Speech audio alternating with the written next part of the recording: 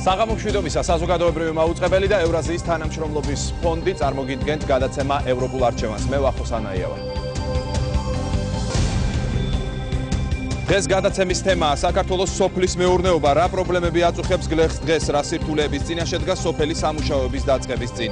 არის თუ არა დღეს ეს სექტორი სახელმწიფოს პრიორიტეტი, რამდენად შედეგიანია სახელმწიფო პროგრამები და რას აკეთებს მთავრობა სოფლის მეურნეობის განსავითარებლად. მიწების რა რაოდენობა მუშავდება დღეს საქართველოში.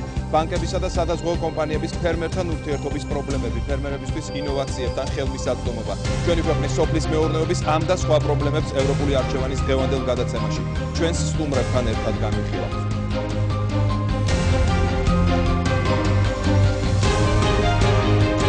ეთერშია ევროპული არჩევანი. საქართველოს მოსახლეობის ნახევარი შეიძლება ოდნავ მეტით სოფლად ცხოვრობს. მიუხედავად ამისა, აგროპროდუქციის წილი ქვეყნის მთლიან შიდა პროდუქტში დაბალია. რა არის საჭირო სოფლის მეურნეობის რეფორმირებისა და მოდერნიზებისთვის? ჩნდება კითხვა, რამდენად სისტემურია ის ღონისძიებები, რასაც მთავრობა სოფლის მეურნეობაში ახორციელებს. რა სისტემური პრობლემები ამ სექტორში ზოგადად და რა კონკრეტული პრობლემების წინაშე დგანან გლეხები წელს? საწვავი, ტექნიკა, სასუქი და ასე შემდეგ. მაშ ასე საქართველოს სოფლის მეურნეობა ჩვენი დღევანდელი გადაცემის თემაა და წარმოგიდგენთ დღევანდელი გადაცემის სტუმრებს. კონსტანტინე კობახიძე, სოფლის მეურნეობის მინისტრის მოადგილე, გიორგი ახვლედიანი, ქრისტიან-დემოკრატიული მოძრაობა, მარიამ ჯორჯაძე, ბიოლოგიურ მეურნეობათა ასოციაცია ელკანას დირექტორი, რეზო კობახიძე, საქართველოს მომხმარებელთა ფედერაციის თავმჯდომარის მოადგილე, გიორგი სადუნიშვილი, ორგანიზაცია მერსი კორპუსი საქართველოს. მოგესალმებით ყველას, ძალიან დიდ მადლობას გადაგიხდით გადაცემის სტუმრობისთვის.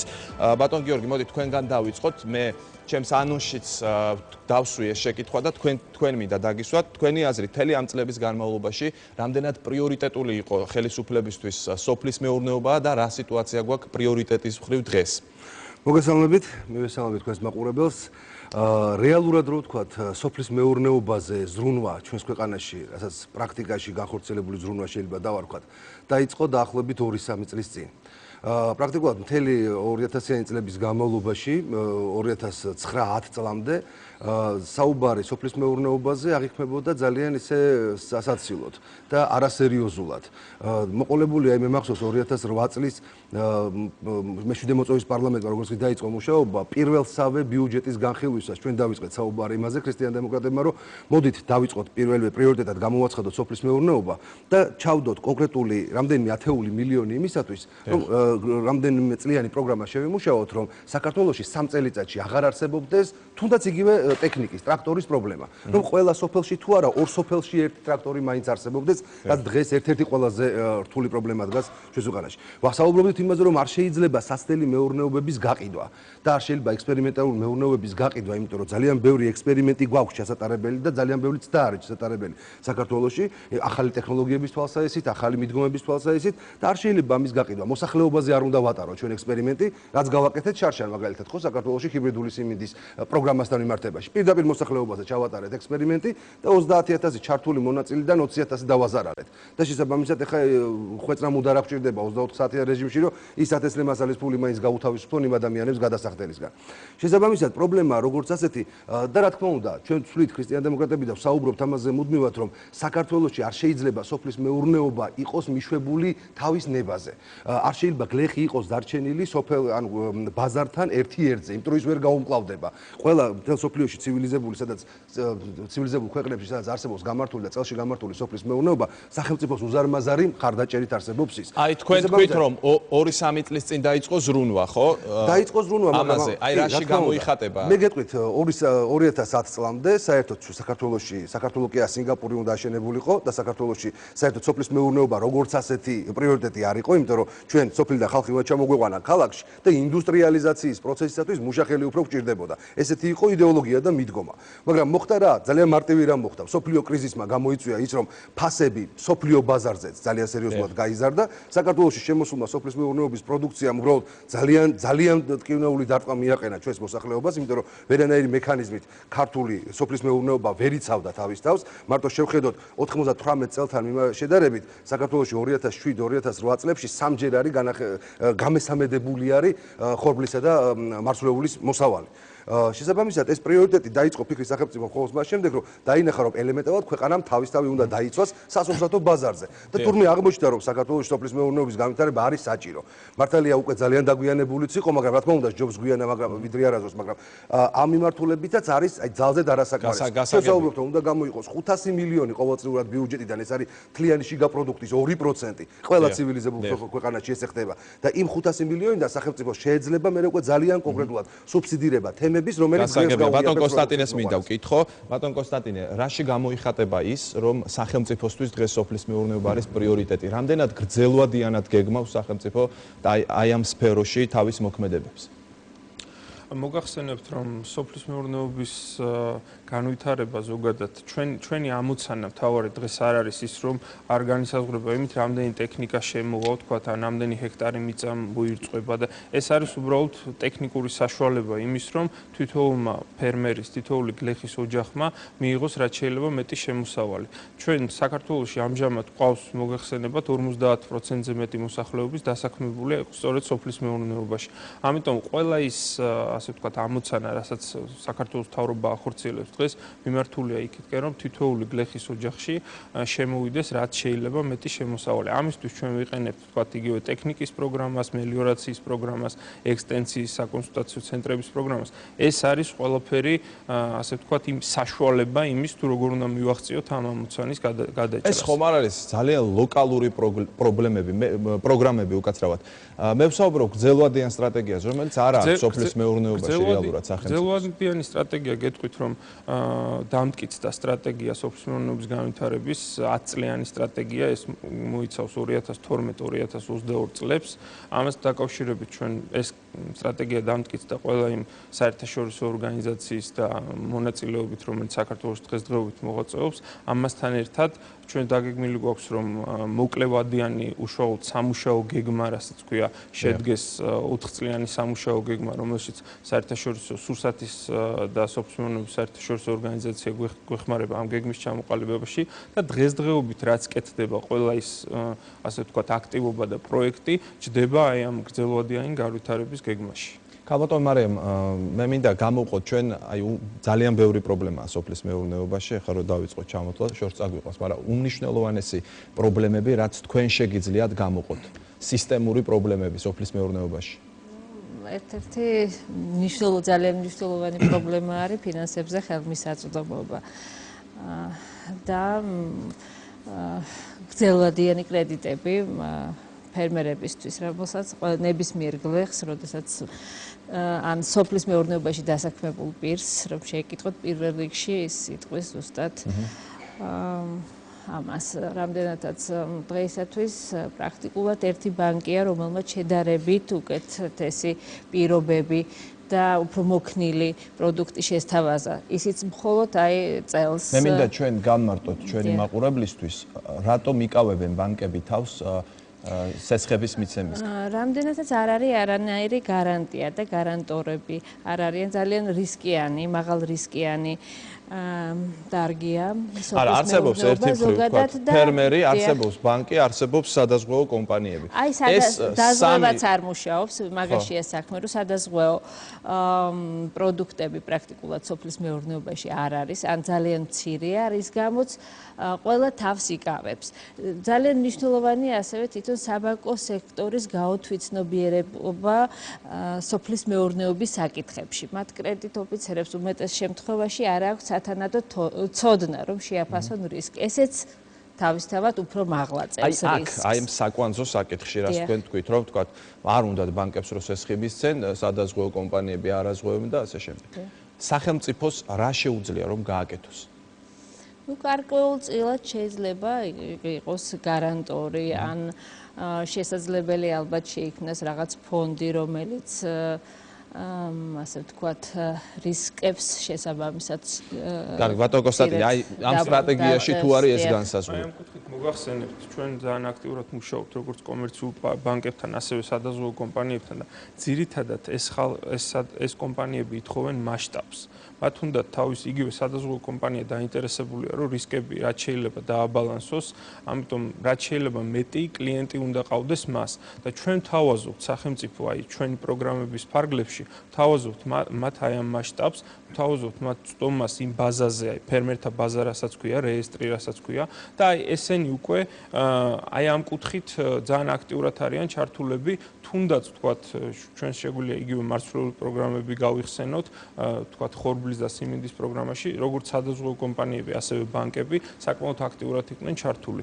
რამდენად დაძრა ამან მთლიანად ეს თემა, ცალკე საკითხია, მაგრამ ჩვენ სოფელში, როდესაც გლეხი გვისმენს, ხო, მას აუცილებლად გაუჩნდება ეს შეგრძნება, რომ იტყვის, რომ მე მივედი ბანკში, მე არ მომცეს სესხი. კი, არის ესეთი შემთხვევები, მოგახსენებთ, რომ სესხზე ხელმისაწვდომობა ეს ძალიან დიდი, ესე ვთქვათ, ერთ-ერთი ძირითადი პრობლემაა, მაგრამ გარდა ამისა კიდევ არის რიგი პრობლემები, რომელიც საერთო ჯამში, აი სისტემურად რომ მიუდგეს, ქმნის იმ სიტუაციას, რომ სოფლის მეურნეობა ისეთი სწრაფი ტემპებით ვერ ვითარდება, როგორც უნდა ვითარდებოდეს. მათ შორის დაგისახელებთ ეს უშუალოდ, ასე ვთქვათ, გლეხებისგან მიღებული ინფორმაცია თითქმის ყველა საქართველოს ყველა რეგიონში. ეს შეეხება მექანიზაციას, ეს შეეხება სარწყავ წყალს. ძალიან სერიოზული პრობლემა არის ზოგიერთ რაიონში, იგივე ივლისი-აგვისტოს თვეებში, როცა ყველაზე მეტად ჭირდება მოსახლეობას წყალი. ეს შეეხება წარმოებული პროდუქციის რეალიზაციას, გასაღებას, ესეც ძალიან დიდი პრობლემაა. ამაზე ფაქტიურად ყველა რაიონში ვაწყდებით ამ პრობლემას და ხალხი გვეუბნება, როდის შეიქმნება სარეალიზაციო პუნქტები, როდის მოხდება კონსოლიდაცია. კაი, მე მინდა ჩვენს სტუმარს ბატონ გიორგისაც ვკითხო და შემდეგ მეორე გიორგის ასე ვთქვათ. აი ამ პრობლემაზე ბანკები, სადაზღვევო კომპანიები და ფერმერები. ანუ ისინი ვერ ახდენენ კოორდინირებას, არ არის ერთმანეთში ნდობა ესე გამოდის, ხო? თქვენი წინადადებები რაში მდგომარეობს, მოდი ჯერ თქვენგან დავიწყოთ და შემდეგ ბატონ გიორგი თქვენ. რა გადაწყვეტა უნდა უპოვოს ამ საკითხს? თვითონ ბანკმა, სახელმწიფომ, გლეხმა, სადაზღვევო კომპანიამ? დავეთანხმები სტუმრებს ნაწილობრივ, რომ ფინანსებთან ხელმისაწვდომობა ნამდვილად პრობლემას წარმოადგენს ფერმერისთვის, დაზღვევაც პრობლემას წარმოადგენს, მაღალი რისკის დარგია და მაგიტომ მაგრამ ასე თუ ისე მაინც ფერმერებს აქვთ ხელმისაწვდომობა, თუნდაც არსებობენ მიკროსაფინანსო ინსტიტუტები, რომლებიც მიკროსესხებს გასცემენ სადღაც 1000-2000 ლარის, 2000 დოლარის ფარგლებში და შეუძლიათ ფერმერებს აიღონ ეს კრედიტი. მე იმას არ ამბობ, რომ სულ ყველა მსურველს 100% აკმაყოფილება. ამ თანხაში შეიძლება თქვა იყიდოს 2 ძროხა სიტყვაზე, მეწორი ძროხა, ან იყიდოს 1000 ლე კარტოფილი და დაათესოს. ეგ არის მცირე 1 ჰექტარი. ეგ არის მცირე ფერმერებზე არის საუბარი, რომელსაც თქვა არ თხოვენ დიდ გირაოს. და სხვა გარდა ამ ფინანსებისა სხვა პრობლემებიც არსებობს სოფლის მეურნეობაში. ეს არის ტექნოლოგიებთან ხელმისაწვდომობა და ინფორმაციასთან ხელმისაწვდომობა. ეს ალბათ ამას შევეხებით, ეს ალბათ აქ სახელმწიფოს წილი კიდევ უფრო დიდი უნდა იყოს ალბათ ინფორმირებაში, ხო? რაც შეეხება ბანკებთან ურთიერთობას. რაც შეეხება რატომ ვერ იღებენ გლეხების სესხს? რა თქმა უნდა, აქ არის ძალიან დიდი ფაქტორი ის, რომ ეს არის მაღალი რისკის დარგი, ძალიან მაღალი არის ფორს მაჟორი ამ შემთხვევაში, პრაქტიკულად არ მუშაობს დაზღვევის სისტემა ელემენტარულად, რომელმაც შეიძლება გლეხებს კიდევ უფრო გაუადვილოს მაგალითად თუნდაც ბანკიდან სესხის გამოტანის პროცედურა და აქ არის კიდევ ერთი ძალიან მნიშვნელოვანი რამ. ბანკიდან სესხი რო გამოაქვს ადამიანს, ხო? სასოფლო სამეურნეო საქმიანობა იქნება თუ მანქანის ყიდვა იქნება, მან უნდა ჩადოს გირაო. ხო? და როდესაც ჩვენთან მიწის ფასი არის ძალიან დაბალი, ბუნებრივია და გლეხს ჭირდება იმისათვის, ან გლეხთან რაღაც გაერთიანებას კოოპერაციის შექმნა მაგალითად და ჭირდება 100,000 ლარის გამოტანა, რომ დაახლოებით 100 ჰექტარზე გააშენოს ფერმერული საქმიანობა წამოიწყოს, მათი სახლები რო ერთმანეთზე გადავაბათ, ერთმანეთს რო დავაშენოთ, თელი მათი ქონება რო შევკრიბოთ, მიწიან სახში რაც აქვთ ყველაფრიანად, ვერანაირად ვერ იქნება საპირწონე გირაო იმისათვის, რომ ეს თანხა ბანკმა მიწეს. თქვენი პარტია რა გამოსავალს ხედავს? ჩვენთან არის ძალიან მარტივი რამ, ჩვენთან ნახევარი მიწა სახნავ-სათესი მიწები საქართველოში არის სახელმწიფოს ხელში. ნახევარი არის დაახლოებით ვამბობ, ხა პლუს მინუს 10% აქეთ-იქეთ. და ნახევარი არის კერძო სექტორში. სანამ ეს სახელმწიფო ფასი არსებობს მიწაზე, რომელიც ამ შემთხვევაში არის დაბალი და ბაზარზე მიწოდება მიწის ფასის არის დაბალი, რა თქმა უნდა მიწა იქნება დაბალი. ყველაზე ძვირი მარნეულშიყის, ხო, თუ არ ვშტები, ყველაზე მაღალი ხარისხის მიწა, შავი მიწა, რომელიც ძალიან ნაყოფიერია და არის თუ არ ვშტები 1000-1300 ლარი, ხო, ჰექტარი. ნუ საუკეთესო შემთხვევაში 2000 ლარი შეიძლება. მაგრამ ეს არის ძალიან დაბალი ფასი. ის მინიმუმ უნდა ღირდეს 20-30 50,000 ლარი, რომ ელემენტარულად იმის მფლობელმა გამოიტანოს შესაბამისი რაოდენობის კრედიტიც და დაამუშავოს მიწა, მაგრამ აქ არის პრობლემა რა, სწორედ ამაზე ვსაუბრობ ჩვენ, რომ ერთი რომ უნდა დაჩქარდეს ის აუქციონები, რომლებიც ძალიან ნელი ტემპით მიდის. კი, ტარდება ეს აუქციონები მიწის, ასე ვთქვათ, კერძო სექტორში, სახელმწიფო სექტორიდან კერძოში გადასაადგილებად, მაგრამ ძალიან ნელი პროცესი მიდის. პრაქტიკულად ეს ვერ ჩაითვლება, რომ ამ შემთხვევაში ჩვენ რამდენიმე წელი კიდე ამ რეალობაში ვიქნებით. მაგრამ პრობლემა არის ის, რომ ამ შემთხვევაში მხოლოდ აი ითქვა გიორგი თქვა, რომ მცირე საფინანსო საკრედიტო ორგანიზაციები თუ გასცემენ მცირე კრედიტს, ხო? 200 ლარით მარტო გლეხი დაამუშავებს, თქვათ, თავის მიწას და მოსავალს მიიღებს იმ 200 ლარით, თავის აწვავიან, დახვნიან სასუქიანად, ხო?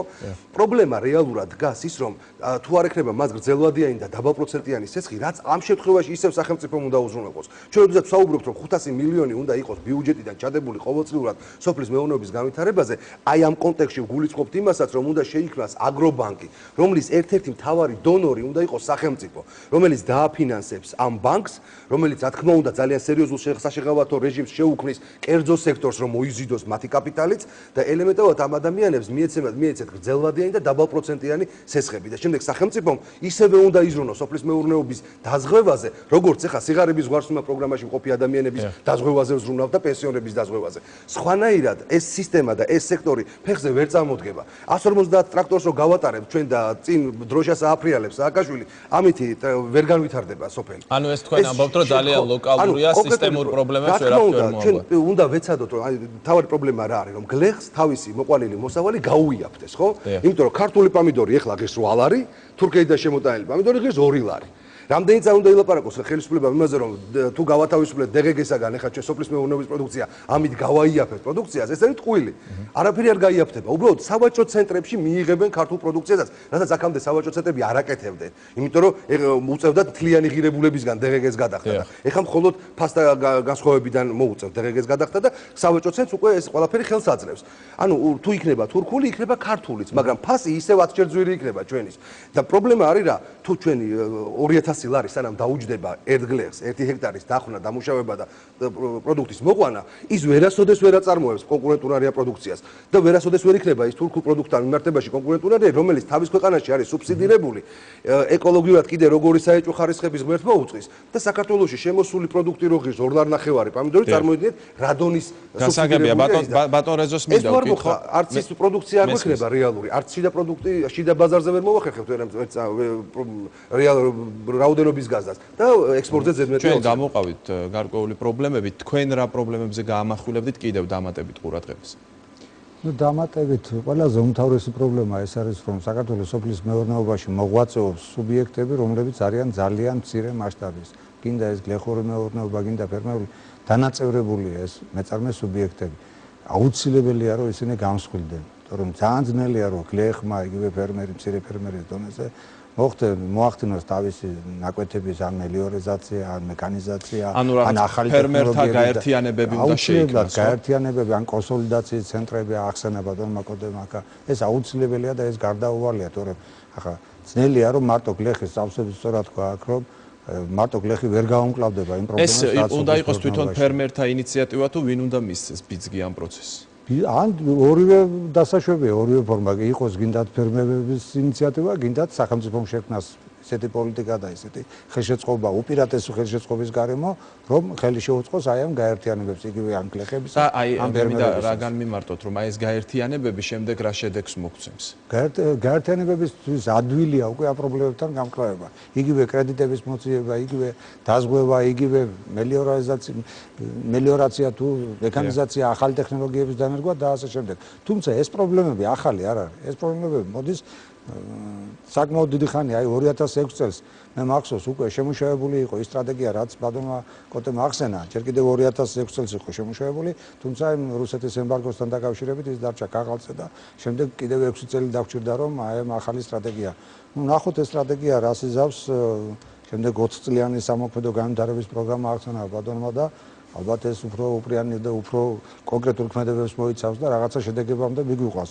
მაგრამ აქ მთავარი რა არის, იცით, ახალია მიდგომები და რა თქმა უნდა ეს მისასალმებელია თუ პროგრესული იდეებზე იქნება დაყრდნობილი, მაგრამ საჭიროა რომ როცა ეს პოლიტიკა მუშავდება და როცა ეს სტრატეგია მუშავდება, უფრო მეტი საჯაროობა და უფრო მეტი გამჭვირვალობა იყოს, ჩართულობა იყოს უზრუნველყოფილი ყველა იმ ასოციაციების, რომელიც ამ სექტორში მოქმედებენ, ეს ბიზნეს სუბიექტები იქნება, ადგილობრივი თუ უცხოელი ორგანიზაციები იქნება, ექსპერტები იქნება თუ ასე შემდეგ.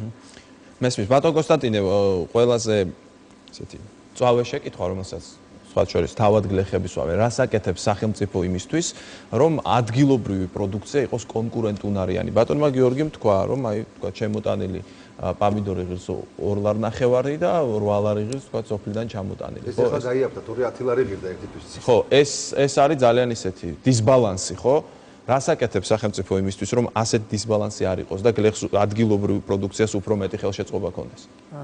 მოდით ესე ვთქვათ, აი თქვენ თვითონ ახსენეთ საუბარში იგივე ის DGG-ს თემა, რომელიც სახელმწიფო მეხა შემოიტანა ეს კანონი, ახალი შემოიღო, რითაც ქართულ პროდუქციას მიეცა ფაქტიურად იგივე პირობები, რაც ჰქონდა იმპორტირებულ პროდუქციას. ეს ახლა შეიძლება ძალიან ესეთი არ ჟღერდეს ისე, რომ აი თქვა საქმე, მაგრამ საქმე უშუალოდ აჩვენებს იმას და აჩვენებდა იმას, რომ ქართულ პროდუქტს ნაკლებად პოპულარული ნაკლები. თქვენი ოპონენტი ამბობს, რომ ეს არ გაიაფებს პროდუქტს. არა, მოდით ესეთ რაღაცა ვთქვათ. ფასთა შორის სხვაობა არის, ნამდვილად იგივე თურქულსა და ქართულ შორის, მაგრამ ხარისხთა შორის სხვაობაც არის. იმას ყავს თავის მოხმარებელი და თავის სეგმენტი, ის განსხვავდება გემური თვისებებით ქართული რო ჯობია თურქულს, ამაზე მეგონი არავინ არ იდავებს და ხარისხობრივადაც ეხა თუ განსხვავებაა ფასთა შორისაც არ შეიძლება ერთი და იგივე სხვადასხვა ხარისხის პროდუქცია ერთ ფასში იყიდებოდეს. მაგრამ ეხა სადღაც 6 ლარში არის განსხვავება, როდესაც ამხელა განსხვავებაა, ბუნებრივია მოსახლეობა იყიდის იმ თურქულ პროდუქციას. ეგ უკვე უშუალოდ იმაზეა დამოკიდებული თუ რა ტექნოლოგიებით ხდება წარმოება. იგივე თურქეთში, ჩვენ მეზობლ თურქეთში საკმაოდ განვითარებულია თანამედროვე ტექნოლოგიები, იგივე სასათბურო ტექნოლოგიები, რასაც ჩვენც ვაკეთებთ საქართველოში, სხვათა შორის სულ ახლახან გაიხსნა ჩვენი ერთ-ერთი სათბური წეროვანში მოგეხსენებათ და იქ ნაწარმოები პროდუქცია ხარისხობრივადაც ფაქტიურად არაფრით არ ჩამოუვარდება ქართულ ჩვეულებრივ გინდა დიღომში გინდაც ლისის ტბაზე მოყვანილ პროდუქტს და ამავე დროს ფასთან მიმართებაში არის საკმაოდ კონკურენტუნარიანი. დაახლოებით ზუსტად ფასი 3 ლარად გავიდა რეალიზაციაში, აი ის იგივე პომიდორზე შეგვიძლია მაგალითად თქვათ, სარეალიზაციო ქსელში გავიდა 3 ლარად. მოგეხსენებათ თურქული იქვე თურქული პროდუქცია ღირდა ეს 2.5 2 და 60, მაგრამ ხარისხობრივად ფაქტიურად ეს რის ხარჯზე გაკეთდა ეს ყველაფერი, იმის ხარჯზე რომ იგივე ტექნოლოგიები ფაქტიურად რაც თურქეთში საკმაოდ კარგად იყო ფეხმოკიდებული, შემოვიტანეთ საქართველოში და ეს ტექნოლოგიები უკვე ვითარდება. ეხლა უკვე საქმე იმაზე მიდგა, რომ ჩვენი გლეხი, ჩვენი ფერმერი როგორ ჩავრთოთ აი ამ ტექნოლოგიების ათვისების და ტექნოლოგიების დანერგვის პროცესში, ეს ძალიან მნიშვნელოვანია.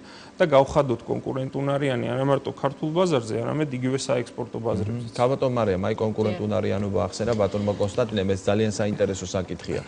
ქართველი გლეხი და არ ვიცი, ევროპელი გლეხი, ევროპულ არჩევანში ვარ დღეს ამ გადაცემაში და მოდი საუკეთესო შევადაროთ, ხო? ძალიან რთული შესაძლებელია მართალი გითხრათ, იმიტომ რომ აი მაგალითად ევროპის მაგალითზე ვიტყვი ძალიან ასე ვთქვათ ყველაზე უფრო დაბალ განვითარებულ ამ შემთხვევაში მაგალითად ბულგარეთის მაგალითს, რომელმაც სულ ცოტა ხნის წინ მიიღო 35 მილიონი მხოლოდ მეფრინველეობის განვითარებისთვის. ანუ როგორც გრანტის სახით უნდა ჩაიდოს და მეფრინველეობის განვითარებისთვის. და წარმოგიდგენიათ ახლა რა თქმა უნდა ის ბულგარული ქათმები ბევრად უფრო კონკურენტუნარიანი იქნებიან ამის შემდეგ ჩვენთან შედარებით. ბატონო? მილიარდი ალბათ, ხო? არა, მილიონი. მილიონი მხოლოდ მეფრინველი, ერთი დარგის განვითარებისთვის მხოლოდ. ანუ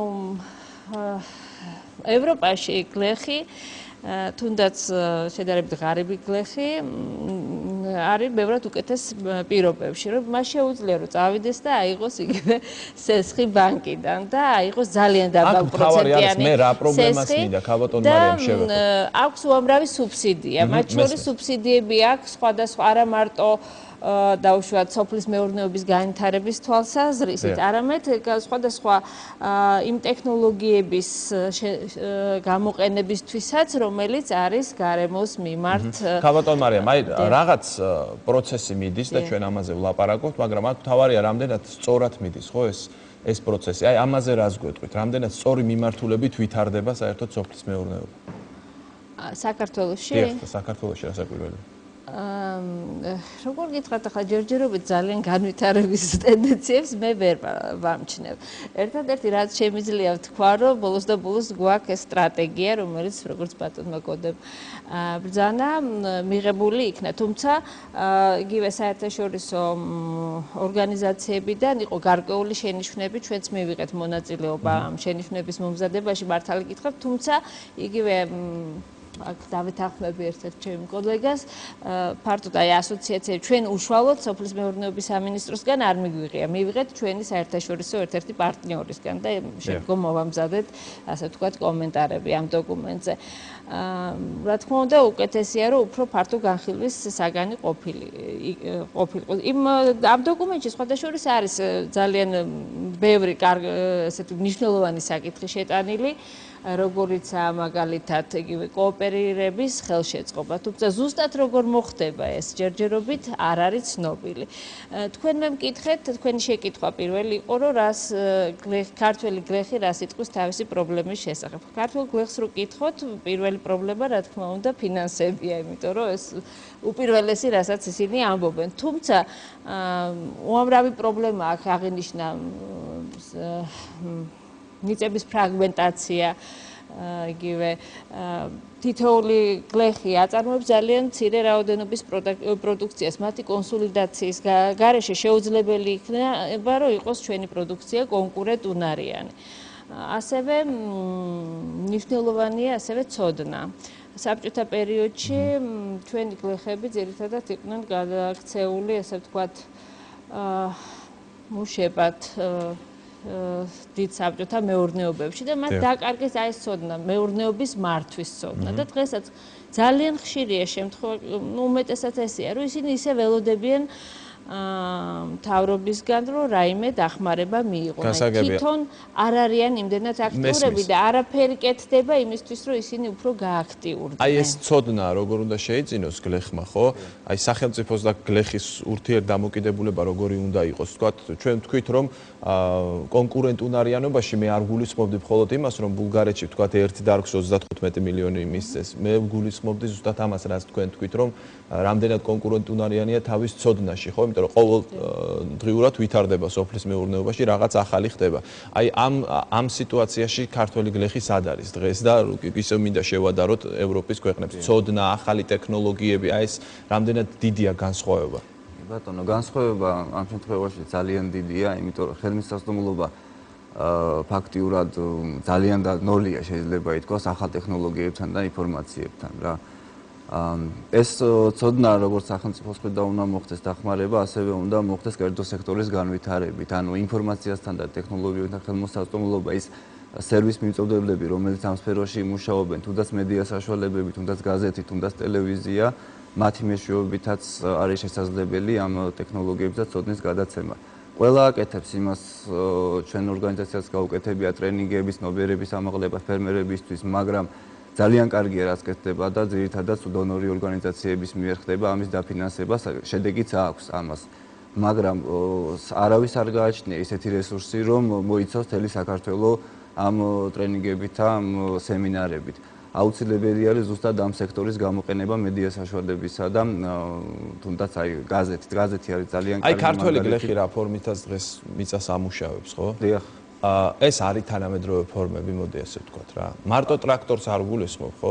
ბევრი ტექნოლოგია არის სოფლის მეურნეობაში, მარტო ის ხო არ არის, რომ ტრაქტორი მისცე გლეხს და მიწა დაამუშავოს. არ არის და ესე თუ გაგრძელდა ამ ინფორმაციასთან ხელმისაწვდომით ვერც იქნება, იმიტომ რომ ყოველთვის ქართველი გლეხი რასაც აკეთებს, რაც არის ტრადიციული, რაც ის მისი მამისგან, მისი პაპისგან იმ ტექნოლოგიას ხმარობს. ნუ არის შემთხვევები, როდესაც თქვა სიტყვაზე ვიღაცის დახმარებით, ტრენინგის დახმარებით, რაღაც გაუმჯობესა, რაღაც შეიძინა, მაგრამ ეს ყოველთვის როგორც თქვენ თქვით არის განახლებადი, ყოველ წელიწადს რაღაც სიახლე შემოდის და ამის მინდორობა ძალიან უჭირს გლეხს.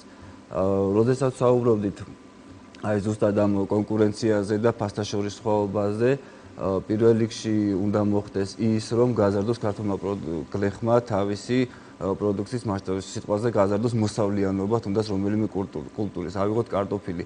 ის რომ შეამციროს მან დანახარჯები სიტყვაზე მიწა უფრო იაფი იყოს, მაგითი ვერ გაუწია მაინც კონკურენციას. კონკურენცია ზუსტად უნდა გაუწიო იმითი, რომ გამოიყენება ახალ ტექნოლოგიებს, გაზრდის შემოსავლიანობას და იგივე რაოდენობის, თქვათ, კარტოფილს ან პამიდორს მიიღებ ჰექტარზე, რასაც სხვა ქვეყანაში. მაშინ უკვე ადგილზე შენ გექნება კონკურენტუნარიანი. ბატონ რეზო, მე მინდა გითხოთ რა რესურსი აქვს ზოგადად ქართულ სოფლის მეურნეობას? ხშირად არის ლაპარაკი იმაზე, რომ აი ძალიან მოსავლიანია ვთქვათ ქართული მიწა.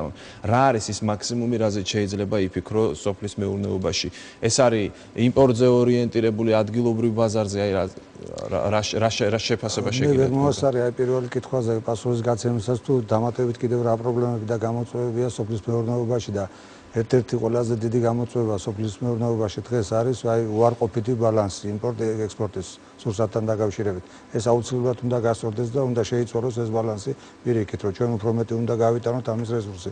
სრულიად აქვს საქართველოს და რაც შეეხება ფასთან დაკავშირებით, აქ იყო მსჯელობა და აი პამიდრის ფასთან თქვათ 2 ლარი და 10 ლარი და განსხვავება 5-ია. საერთოდ ფასის რეგულირება, ბაზარი ახდენს მის რეგულირებას და უნდა გვავიწყდება, რომ ჩვენ გვაქვს ასეთი თუნდაც ადგილობრივი ნაწარმი, იგივე სუფრის ღვინო, თქვათ, გლეხური წარმოების რამდენიმე ლარეხის, როცა კონტროლირებადი ადგილწარმოშობის დასახელების ღვინო უკვე ჩამოსხული მწარმოებელი ყიდის უკვე რამდენიმე ათეულ ლარად. ასე რომ ეს მაინც არ არის მთავარი გამოწვევა, ფასს იგივე მომხმარებელი განსაზღვრავს და ბაზარზე ის ამ შემთხვევაში დომინანტი არის. რაც შეეხება სხვა პრობლემებს, მე მინდა რომ სოფლის მეურნეობაზე როცა ვსაუბრობ, არ დაგვავიწყდეს სხვა საფრთხეებიც და გამოწვევებიც. ეს განსაკუთრებით მინდა შევეხო სასურსათო უსაფრთხოებას, მათ შორის სურსათის უვნებლობას, ვეტერინარიას და მცენარეთა დაცვას. ძალიან ბევრი პრობლემებია ამ დარგში. მე ახლა არ შევუდგები ამ ცალკეული დარგების განხილვას, მაგრამ აუცილებელია რომ ამ დარგებსაც სათანადო ყურადღება მიექცეს და ჩემი აზრით ეს გათვალისწინებული უნდა იყოს იმ გრძელვადიან სტრატეგიაში და ასევე სამოქმედო პროგრამაში.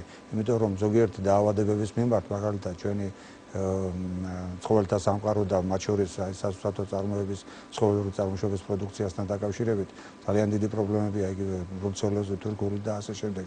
ასევე მცენარეთა დაცვაშიც თავი იჩინა ბოლო წლებში ისეთმა პრობლემებმა, რომელმაც შეიძლება ძალიან ფართო მასშტაბი მიიღოს, იგივე თუნდაც იგივე თეთრი ამერიკული პეპელა, რომელსაც ამდენი წელიწადია ვებრძვით და შეიძლება ითქვას, რომ ის მაინც მივახციეთ, რომ აღმოსავლეთ საქართველოში ვერ გადმოვიდა და ჯერ კიდევ დასავლეთ საქართველოშია, თუმცა წელს ვიცი, რომ ფართო მასშტაბიანი კამპანია იგეგმება ამ მხრივ და მე მგონია ეს პრობლემა გასაგებია. ჩვენ რეკლამა უნდა გამოვაცხადოთ და რეკლამის შემდეგ დაახლოებით 15 წუთი კიდევ გრჩება და ვისაუბრებთ უკვე იმ პრობლემებზე, რომელიც უშუალოდ წელს შეიძლება შეეხოს გლეხებს. რამდენიმე წუთში კვლავ ეთერში ვართ.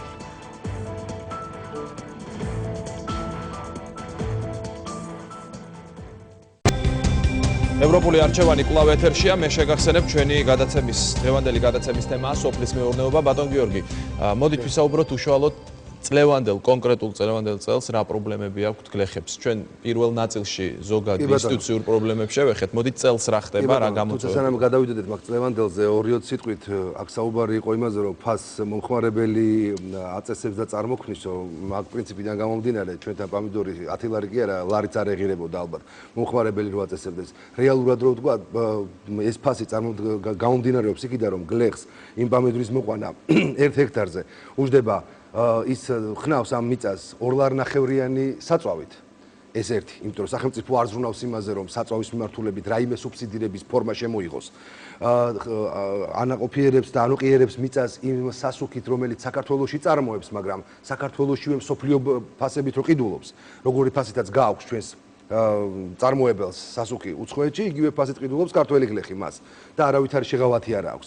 და სახელმწიფო არ ფიქრობს იმაზე, რომ რეალურად სანამ ეს 2000 ლარი იქნება ამ გლეხისათვის ეს ჰექტარი დასამუშავებლად, მანამდე ფასს ვერანაირად ვერ დაწევს. და შესაბამისად მე ძალიან მაინტერესებს, აი ბატონი მის მოადგილეს საუბრობდა იმაზე, რომ წეროვანში სამლარად მივიღეთ პომიდორიო. მე მაინტერესებს, წეროვანში დასაქმებულები არიან ძირითადად დევნილი მოსახლეობა, რომელიც იქ ცხოვრობს.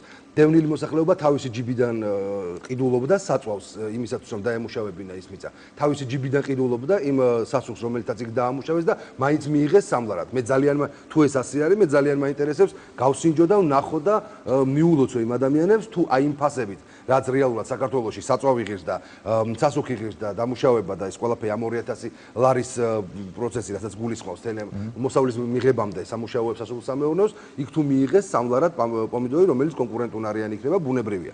მაგრამ მე ძალიან ეჭვმეპარება, რომ ეს ყველაფერი გაკეთებული იყო იმ ადამიანების ფულით და მე იმ ადამიანებმა გადაწყვიტეს სამლარად გაეყიდათ.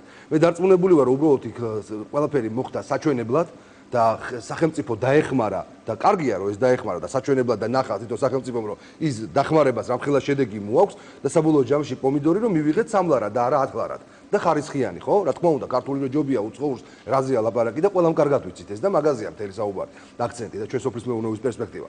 მაგრამ საუბარი იმაზე რომ სახელმწიფოს დახმარების გარეშე როგორ შეძლებდა გლეხი მოეყვანა ზამთარში იქაც აღერებოდა თქვენი აზრით 8 ლარი თუკი სახელმწიფო არ ჩავარდა. 3 ლარი ბატონო კონსტანტინე გითხრას. მეწმუნეთ რომ ბაზარი ისეთი რამ არის, წარმოებელი არანაირად არ გაყიდიდა 10 ლარიან პომიდორს, იმიტომ რომ მე პარლამენტის წევრი ვარ და ფრაქციის თავმჯდომარე ვარ. ვერ ვიტყვი რომ ხელფასი არ მაქვს და მიჭირთ ხო, მაგრამ მე ვერ მივეცი ჩემ თავს უფლება რომ წელს ერთი ახალ წელს მივეცი უფლება რომ 1 კილო პომიდორი მეყიდა, მაგრამ მე ყოველდღე ამის საშუალებას ჩემ თავს ვერ მივცემ.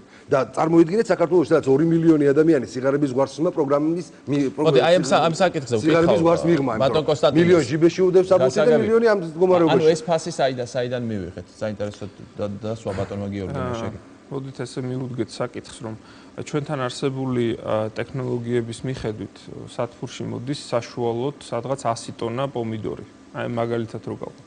ჩვენს მიერ აი ამ ახალი ტექნოლოგიების შემოტანის შემდგომ სადღაც საშუალო მოსავლიანობა 250-დან 300 ტონამდე გაიზარდა. აი ეს არის სწორედ ის ძირითადი, ასე ვთქვათ, მამოძრავებელი, რაც ამ ფასის დაწევას, თვითღირებულების დაწევას უწყობს ხელს. ამ შემთხვევაში ვერ დავეთანხმები. ვინ გადაიხადას გაზის ფული, რომელმაც გაატყო? თუ შეიძლება დავასრულებ, ვერ დავეთანხმები ჩვენს კოლეგას იგივე საწვავის ფასებთან დაკავშირებით. მე გეტყვით პირდაპირ, რომ წელს საწვავის ფასი გაიზარდა არა მარტო საქართველოში, არამედ მსოფლიო ბაზარზე, მაგრამ იგივე შეპეს მექანიზატორის, რომელიც ფლობს მექანიზაციის საკმაოდ დიდ რაოდენობას ქვეყნის მასშტაბით, მომსახურების საფასური დაახლოებით 10-15%-ით შემცირდა თითოეულ ოპერაციაზე.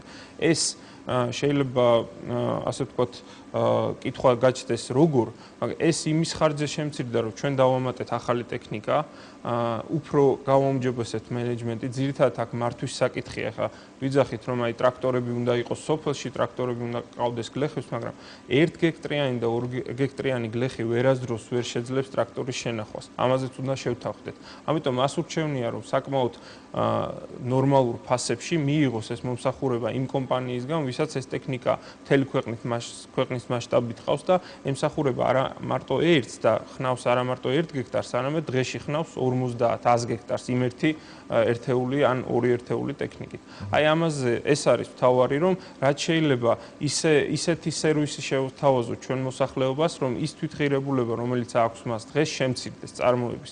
აი ამ შემთხვევაში გავხდით მას კონკურენტუნარიანს. აი მივადექით წლევანდელ პრობლემებზე. აი საუბარი იყო იმაზე, რომ მიუხედავად ფასი გაიზარდა მსოფლიო ბაზარზე საწვავის და ჩვენთან გაიაფთაო. არ ვიცი, სოფლის მეურნეობის სამინისტრო საიდან იღებს ამ მონაცემებს, ან ვინ ეუბნება ამას ყველაფერს. მე დაახლოებით 1 კვირის წინ ვიყავი ჩასული შიდა ქართლში და დაახლოებით 7 სოფელი მოვიარე 2 დღის განმავლობაში. სწორედ ამ პრობლემასთან დაკავშირებით.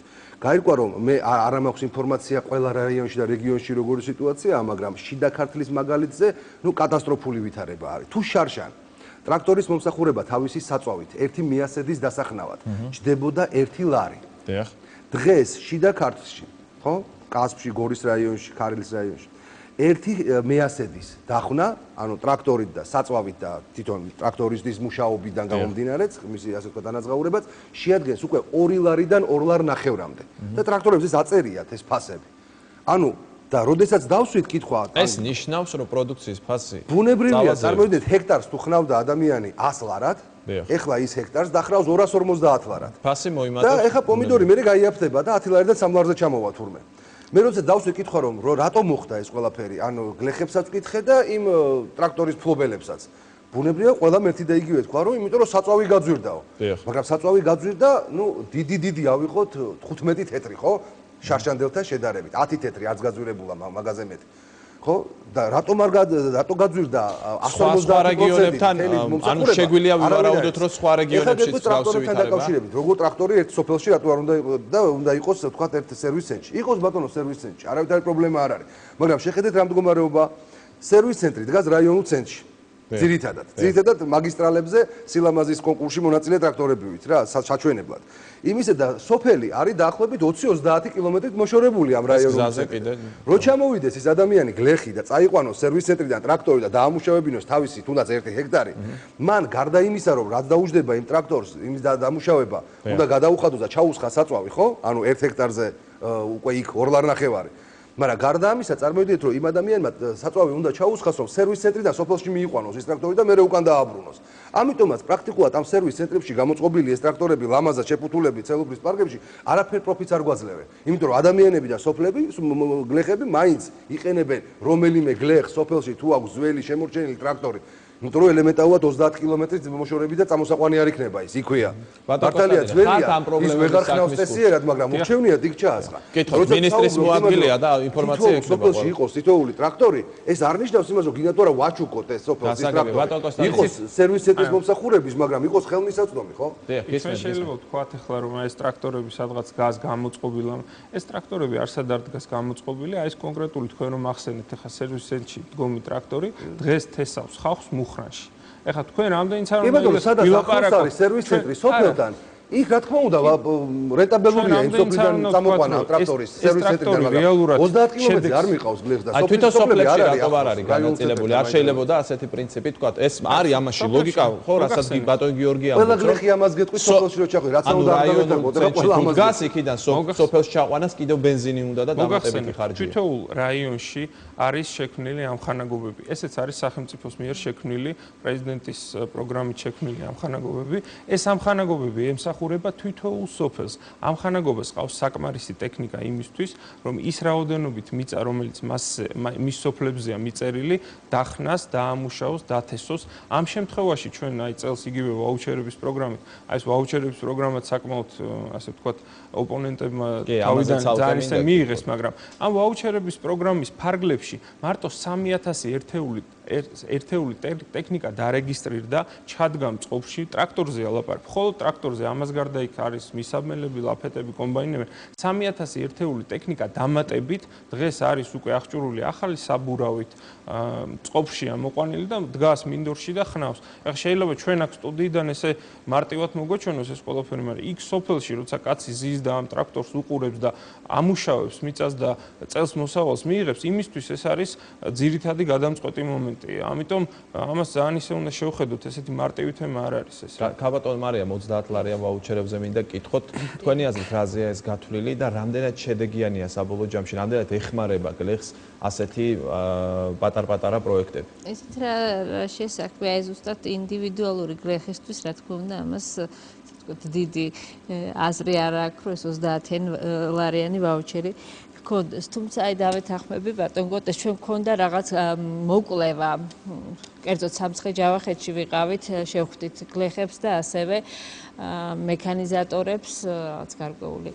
პროგრამისთვის გვჭირდებოდა და იქ იყო ზუსტად საუბარი, რაც ბატონმა გოტემ ახსენა, იმის თაობაზე, რომ აი რაღაც ჯგუფებმა გამოიყენეს ესენი იმისთვის, რომ დავუშვათ სოფელში ერთი ტრაქტორს მაინც დაეწყო მუშაობა. ანუ ეს შესაძლებელი იყო, რომ მათ აი ამ ვაუჩერით ერთობლივად გადაეხადათ დავუშვათ. აი თქვენ მუშაობთ ამ სფეროში, ხო და იცით პრიორიტეტები. აი ეს მომენტი ნამდვილად არსებობდა, ამას უბრალოდ ახლა ვერ რაც დახარჯა, ხო, აი 30 ლარიან ვაუჩერებში. აი ეს თანხა მთლიანად შეიძლებოდა გამოყენებული ყოფილიყო, თქვათ სხვა ერთი კონკრეტული მიმართულებით.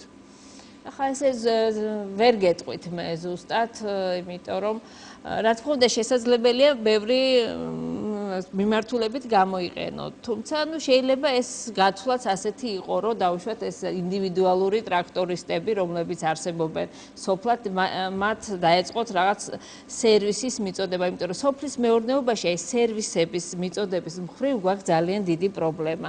აი კერძო ორგანიზაციები, ინდივიდები ძალიან ცოტაა ისეთი აი ზუსტად შუალედური რგოლის მოთამაშეები, რომლებიც აი ამ გასაღების ჯაჭვში თუ მიწოდების ჯაჭვში სოფლის მეურნეობაში იმუშავებენ და ეს არის ერთ-ერთი ძალიან დიდი პრობლემა ფრაგმენტაციისა და ასე ვთქვათ ასევე გადამუშავებისა და შენახვის საშუალებების არარსებობასთან ერთად. აი ერთ-ერთი არის ძალიან მნიშვნელოვანი. ბატონო გიორგი, კიდევ ერთი მნიშვნელოვანი პრობლემა. აი მომწოდებლების არარსებობა. საწვავზე ვისაუბრეთ, ხო, ეს არის პრობლემა. ასევე მინდა სასუქზე და განსაკუთრებით მის კონტროლზე. ბევრი გლეხი ამბობს, რომ თქვათ სასუქი გამოიყენა, მაგრამ ის არ აძლევს შედეგს. აი აქ რა შეიძლება გაკეთდეს ამ მიმართულებით? ცით რა არის, მე შევხვედრი ვარ ბევრ ცუდად სასუქის რეალიზატორებს, ასევე სხვა მწარმოებლებს, სასუქებს და სხვა მედიკამენტებიც უშვებს სოფლის მეურნეობის მცენარეთა დაცვის საშუალებებს. მათი პასუხი ესეთია, რომ ჩვენი პროდუქტი კარგია, მაგრამ მათმა არ იციან ზუსტად როგორ გამოიყენონ. არის შემთხვევები, როდესაც მართლა არ ვარგა რაღაც პროდუქტი და ფერმერები, გლეხები მიჩვეული არიან, რომ იცი რა, მოდი ორმაგს გამოვიყენებ. და შეიძლება იმოქმედოს, რომ კარგი იქნება, იმიტომ რომ ცუდი იყო მანამდე პროდუქტი. და ეხლა როდესაც კარგი შესთავაზეს და იმან ოდნავ მეტი დოზა მიცა, ხო, იმან უკვე გაუფუჭა მთელი მოსავალი. კონტროლი რამდენად ხდება მაგას, ნუ ვერ მოგახსენებთ, მაგრამ მგონია, რომ რაღაც დიდი კონტროლი არ ხდება მაგაზე თუ რა შემადგენლობის არის ეს პროდუქტი და მართლა არის ის თუ არა, რაც აწერია სიტყვაზე ეტიკეტზე. ფერმერისთვის ძალიან ძნელი მისახვედრია ეს პოსტფაქტუმ გებულობს ამას. როდესაც უკვე მოსავალი მოუვა თუ არ მოუვა, მაშინ მიხვდება სწორად გამოიყენა, დააკლო მეტი გამოიყენა თუ საერთოდ უარგისი იყო ეს სასუქი. ანუ ამ შემთხვევაში რაღაც ეს კონტროლის მექანიზმი არ არსებობს. აი ამასთან დაკავშირებით გეტყვით, რომ აი იგივე ვაუჩერების პროგრამის ფარგლებში ეს პრობლემა ყველგან დგას. ნებისმიერ სოფელში სადაც არ უნდა ჩახვიდოთ, ყველა გეტყვით, რომ შხამქიმიკატები, მცენარეთა დაცვის საშუალებების სასუქები არ არის ხარისხიანი, ხო? ეს რო გადაჭრეხ სახელმწიფოს ვალდებულებაა, იმიტომ რომ უშუალოდ ჩვენი ერთ-ერთი საქვეუწყებო უწყება არის არეგისტრირებს პრეპარატებს ქვეყანაში და სასუქებს. აი იგივე ვაუჩერების პროგრამის ფარგლებში მოხერხდა ის, რომ შედგა ნუსხა ეს იმპორტიორებთან და მწარმოებლებთან ერთად. რა თქმა უნდა, შედგა ნუსხა იმ ობიექტების, შედგა ნუსხა იმ სადისტრიბუციო კომპანიების, სადაც მოსახლეობა შეუძლია ხარისხიანი სასუქის და მცენარეთა დაცვის საშუალების შეძენა. და ეს ნუსხა უკვე თვითონ მუნიციპალიტეტში არის ხელმისაწვდომი გლეხებისთვის. ამ შემთხვევაში რისკი იმისა, რომ ვიღაცა თავის ეზოში რაღაცას გადაურევს, წყალს დაამატებს და ესეთი საშუალებით ეცდება, რომ მიყიდოს ეს გლეხს და გაუფუჭოს მას მოსავალი, ფაქტურად ნულამდეა დაყვანილი. ამიტომ აი ეს პრობლემა აი ამ კუთხით და ეს კერძო სექტორის მოსწავლე კიდევ ბევრი საკითხია თუნდაც 45 რამდე მაინც გაგეზარდათ ის ვაუჩერი ერთ ტომარას ეყოფოდა მთლიანად იმ სასუქს და შესაბამისად დაცული იქნებოდა. ეხლა სპეციალური ტომრები შეიქმნა, რომელიც 30 ლარის სასუქს მოიცავს შიგნით, რომელიც რა თქმა უნდა არაფერს არ ყოფნის. თუმცა საუბარი იმაზე, რომ ეს ცუდია არ არის, რა თქმა უნდა, იმიტომ რომ არაფერს 30 ლარი ჯობია. ნულს ნამდვილად ჯობია 30 ლარი, მაგრამ ხა ვისაუბროთ, რომ ამით რაღაცა პრობლემა გადაიჭრება, ძალიან არასერიოზულია.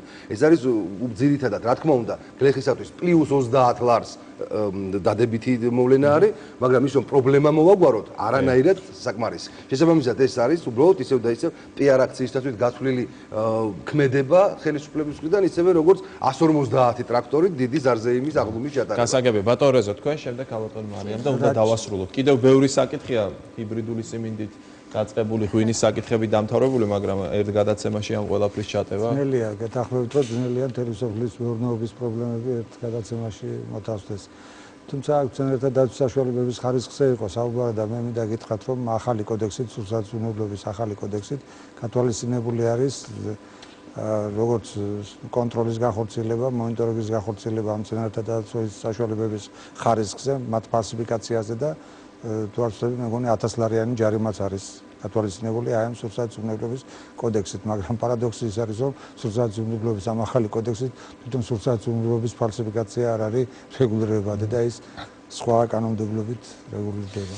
გასაგებია, ქაბატონ მარიამ და უნდა დავასრულოთ შემდეგ ჩვენი გადაცემა. მე რამს დამატება მინდა, როდესაც ისევ ვდგებით პრობლემის წინაშე, რაც არის ცოდნის პრობლემა, იმ შემთხვევაში, როდესაც გლეხი დგება იმ პრობლემის წინაშე, რომ უნდა იყიდოს მომწოდებლისგან დაუშვათ და მანვე უნდა ურჩიოს, როგორ გამოიყენოს, ეს ხშირად სარისკოა, იმიტომ რომ ასევე ინტერესთა კონფლიქტია, უნდა არსებობდეს მესამე, ასე ვთქვათ, მოქმედი ორგანიზაცია, რომელიც ურჩევს რა იყიდოს და როგორ მოიხმაროს და არ უნდა იყოს უშუალოდ მომწოდებელზე დამოკიდებული. აი ამ მიზანს ემსახურება ეს 6 საკონსულტაციო ცენტრი, რომელიც ამჟამად უკვე წყობშია შესული და დღე-დღეზე გაიხსნება რეგიონების მასშტაბით. რა თქმა უნდა, ეს ცოტა, ხა 6 საქართველოს მასშტაბით ხა 6 ცენტრი ამ პრობლემას ვერ გადაჭრის. ერთი პრობლემაც არის აქ დამატებით, თქვა კვალიფიცირებული კადრები. არ იყოს და იყოს 36, ამისათვის ბიუჯეტიდან პრიორიტეტად უნდა გამოიყოს სწორედ 500 მილიონი.